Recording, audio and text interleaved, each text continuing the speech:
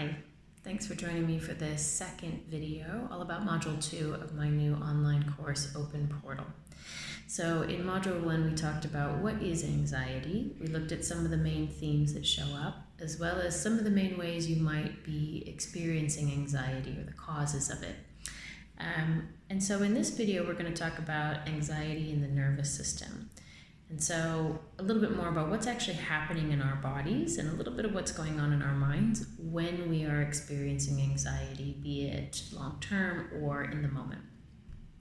So I want to step back for a moment and mention that one of the things we talked about in Module 1 was that anxiety is a fear of a danger that does not exist in the present moment. And so first we need to understand what actually happens in the nervous system when there is a danger present in the moment. And so we have a part of our nervous system that is the autonomic nervous system.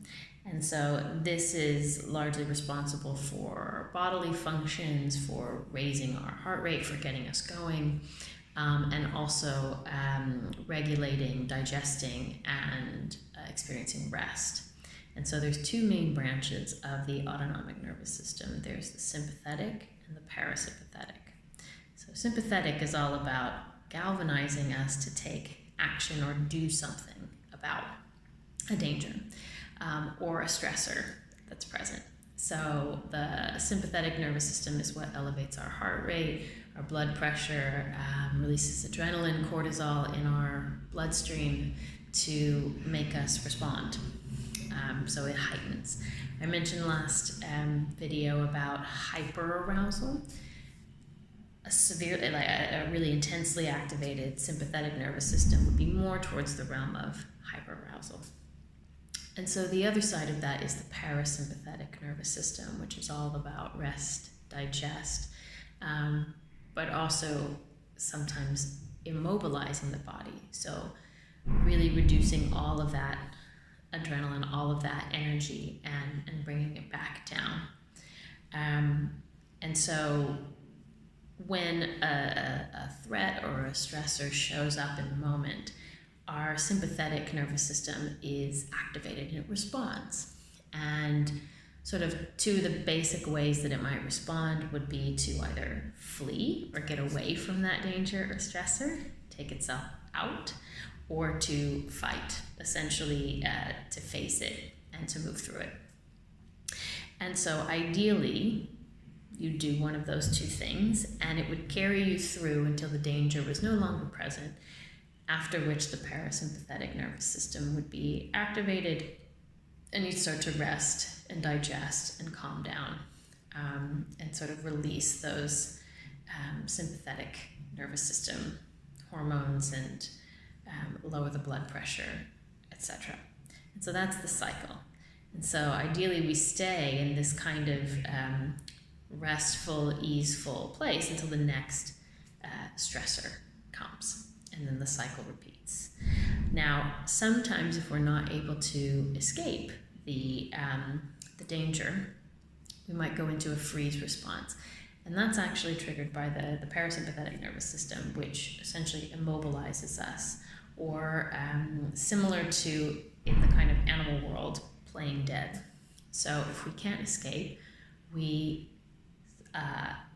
essentially immobilize ourselves or play dead, so that the danger or the predator or the aggressor will no longer be interested in us, and it will go away, and then we can bring ourselves to safety. Now, what's interesting about the freeze response is that it is actually triggered by the parasympathetic nervous system. So the same system that causes us to rest and digest also allows us to immobilize in moments of stress where we can't actually escape.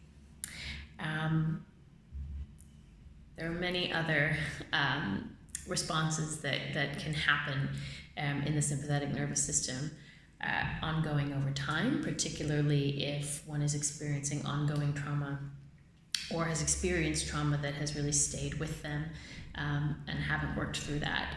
There are other responses that can happen, but we'll talk a little bit about that in later modules. So danger present or stressor present, sympathetic nervous system comes online, blood pressure raised, adrenaline raised, some kind of action taken, be it fight, flight, or freeze. And then ideally, we're carried through, the danger is no longer present, and then our body is able to go back into parasympathetic regulation and process and slow back down and come back into balance to integrate that event. Anxiety keeps us in the stage of sympathetic activation. So when we're anxious, we're constantly on the lookout for danger, and therefore we are sending signals to our body that we are still actually in danger. So the adrenaline, the cortisol, the blood pressure, all of the bodily functions that would keep us, that would galvanize us to be ready for action, they stay active. So we never get to that rest and digest part. Now, over time, when we're constantly in this sympathetic part of our nervous system, causes a lot of health issues, a lot of buildup of cortisol.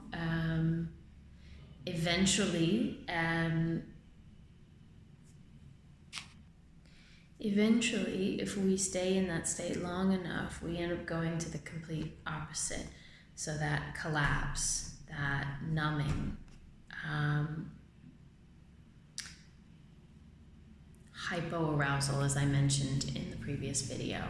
So when we're in such an anxious state, it can actually cause us to go all the way in the opposite direction eventually, where we zone out, we dissociate, we numb. And many people that I've spoken to, and myself included, who've experienced extreme anxiety, do find themselves flip-flopping between the two. So, in addition to that, there's different parts of our brain called the amygdala and the hippocampus. They're involved with the formation of memory, of storing emotions, basically imprinting experiences for us. And sometimes when we've gone through a particularly stressful or traumatic event, they go a little bit haywire and they're on the lookout for danger that isn't present, so they stay super activated, which then affects our ability to use our prefrontal cortex as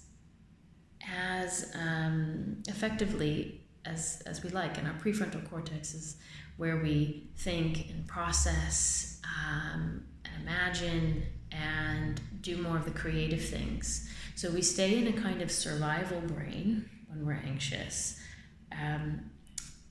But when we are able to arrive at a more regulated and balanced nervous system, our prefrontal cortex can come online in the way that it is designed to do. So that's a little bit about the nervous system, about the autonomic nervous system, about what's happening when we're anxious and how that disrupts sort of the natural cycle. And so we'll go into that in even more depth in the course. We'll also talk about the ways trauma might be, singular trauma or ongoing trauma might be affecting the nervous system as well.